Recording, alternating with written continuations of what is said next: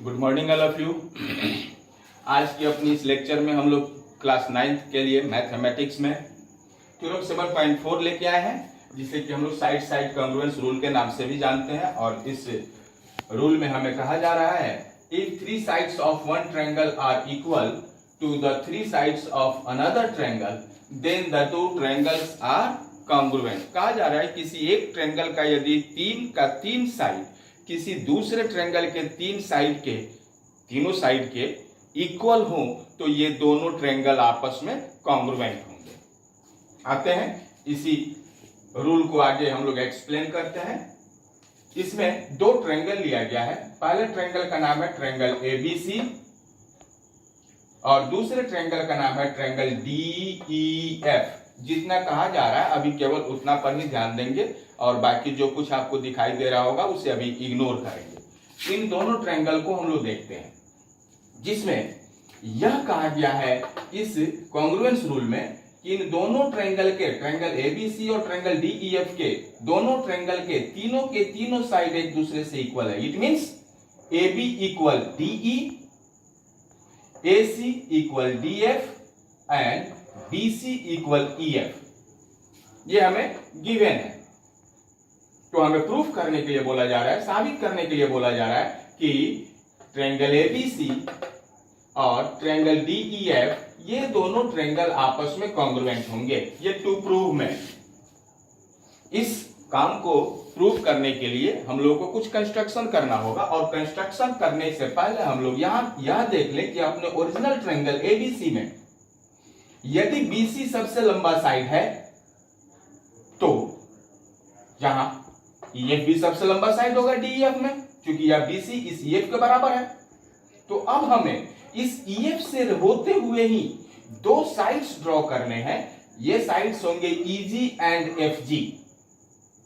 EG और FG को draw किया और इस तरीके से ड्रॉ करते हैं, ऐसे ड्रॉ करते हैं कि यहां हमारा angle FEG, this angle equals angle CBA, this angle. साथ ही साथ EFG एंगल यानी this angle equals angle BCA यानी दिस एंगल। और यदि ऐसा है तो हम लोग प्रूफ में आगे चलते हैं और लिखते हैं in triangle ABC and triangle GEF। Triangle ABC और ट्रायंगल GEF नीचे वाले ट्रायंगल, ऊपर वाले ट्रायंगल को अब नहीं देखिए अभी। इन दोनों ट्रायंगल में यहां क्लियरली कहा गया है कि angle BCA this angle equals angle EFG। Clear? और ये कैसे इक्वल है? कंस्ट्रक्शन से अभी हम लोगों ने किया। और BC इक्वल EF, या BC इस EF के बराबर है। ये कैसे? ये गिवन है।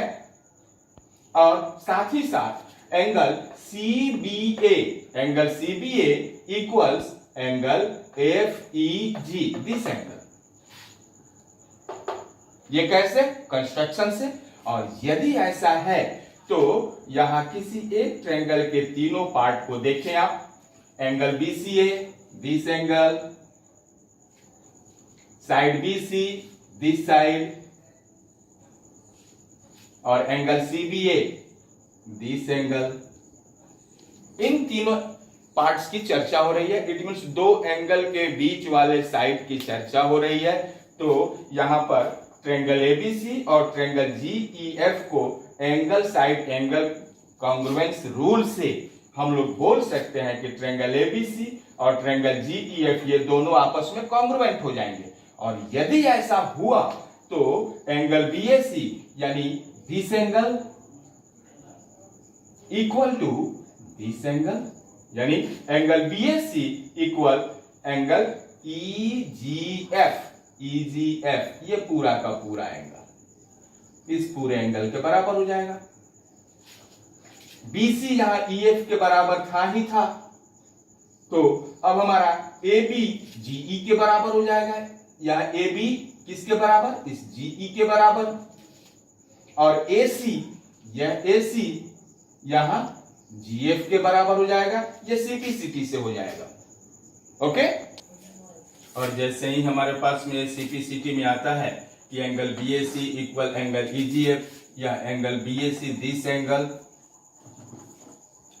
दिस एंगल यदि हमारे EGF एंगल इस एंगल के बराबर है, और साथ ही साथ यह AB साइड यहाँ हमारे पास GE साइड के बराबर है, और यह AC साइड हमारे GF साइड के बराबर, जो कि CPCT से हो जाएगा यदि ट्रायंगल ABC और ट्रायंगल GEF ये दोनों आपस में कॉन्ग्रुएंट हैं तो उसके आधार पर हम लोग आगे आते हैं। तो देखते हैं एंगल BAC, यह एंगल BAC जो है वो एंगल हमारे EGF एंगल के बराबर है, CPCT से हमें मिल रहा है।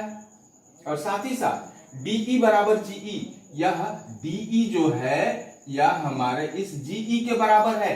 ध्यान रखें, यह DE यहाँ AB के बराबर भी है, तो यह AB इस GE के बराबर हो जाएगा, जिसकी चर्चा हम लोग आगे करेंगे। और यदि ये ऐसा है जो कि हमारा पास में यह DE बराबर GE आ रहा है, DE बराबर GE, तो हम लोग आगे बढ़ते हैं DF बराबर GA। ये DF जो है वो GF के बराबर है। क्यों? क्योंकि यहां पर AC इस DF के बराबर है, और AC के बराबर हमारा ये GF निकल के आ रहा है, तो ये DF भी GF के बराबर हो जाएगा। इसके साथ जब ऐसा करते हैं तो एक कंस्ट्रक्शन में आप लोग ध्यान में उसी समय में जोड़ लीजिएगा, जिसे कि मैं मिस कर गया हूं। यहां पर लिखेंगे ज्वाइन DG, इस D से G को ज्वाइन कर लेंगे, इससे हमारा एक और ट्रायंगल मिलेगा जिसे कि हम नाम देंगे ट्रायंगल DEG, या EGD। तो आते हैं, हम लोग लिखते हैं now in triangle EGD।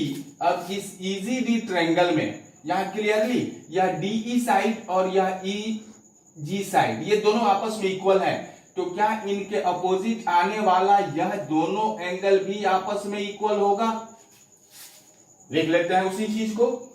Now in triangle EGD DE equal GE, यह DE इस GE के इक्वल है, तो DE का अपोजिट जो एंगल है वो एंगल EGD वो GE के अपोजिट एंगल EDG के इक्वल होगा। इट मींस ये दोनों एंगल आपस में इक्वल होंगे। ये इससे फर्स्ट इक्वेशन बना दे, और अब आ जाते हैं ट्रायंगल FGD में। यहां भी यदि यह DF और GF ये दोनों आपस में इक्वल हैं, तो इनके दोनों जो अपोजिट एंगल होंगे वो भी आपस में इक्वल होंगे।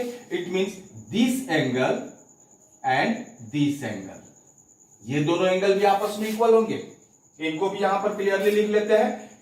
इन triangle FGD DF equal GF, then angle FGD and angle FDG also equal।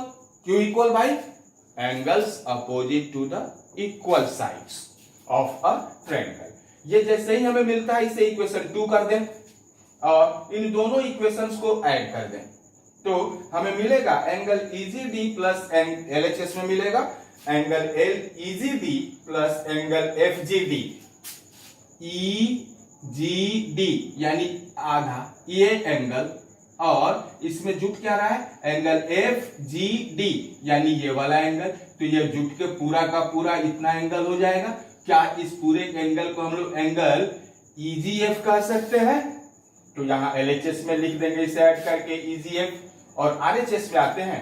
यहां लिखा गया है एंगल EDG, एंगल EDG यानी this angle, plus angle FDG, angle FDG यानी दिस एंगल। इन दोनों एंगल को यदि आपस में जोड़ते हैं तो ये पूरा एंगल मिल जाएगा, जिसे कि हम लोग कह सकते हैं एंगल EDF। तो RHS में लिख लेते हैं एंगल EDF। क्लियर? अब आगे आते हैं, इसी को हम लोग ऐसे भी कह सकते हैं, जरा ध्यान से देखेंगे। हम लोगों को कहा जा रहा है कि ये EGF एंगल यानी यह EGF एंगल पूरा का पूरा एंगल EDF यानी इस पूरे के पूरे एंगल के बराबर है। तो अभी अभी हम लोगों ने साबित किया है कि एंगल BAC जो है, यह एंगल BAC, ये एंगल BAC या एंगल EGF के इक्वल है। यानी यह BAC इस EGF के इक्वल है और यह EGF इस EDF के इक्वल है। कुछ पता चल रहा है? तो क्या यह BAC एंगल इस EDF एंगल के इक्वल हो जाएगा क्लियरली? तो यहां पर हम लोग लिख लेते हैं BAC इक्वल EDF। ओके, नहीं होगा, ये एबव प्रूव्ड नहीं लिखें, ठीक है।